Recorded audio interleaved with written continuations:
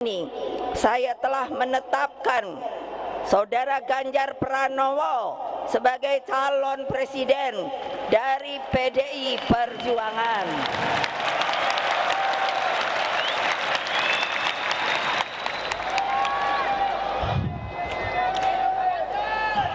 Kenapa toh kok saya ambil Hari Kartini? Karena saya kadang-kadang tuh kesel. Keselnya apa? Lah, kalau lihat sejarah, makanya belajar sejarah. Peran perempuan itu, walah sebetulnya sebelum merdeka loh. Mereka itu supaya kalian mengerti siapa toh pahlawan-pahlawan perempuan kita sebelum kemerdekaan.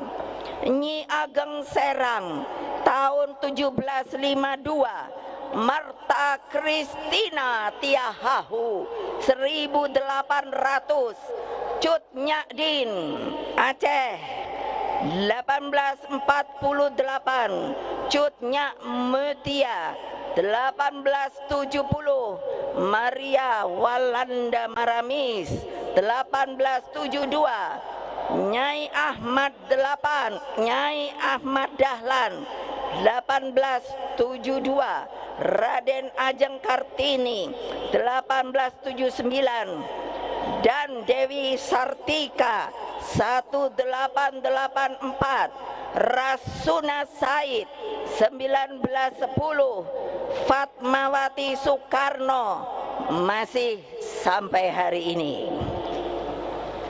Tahu nggak Fatmawati Soekarno itu siapa ya?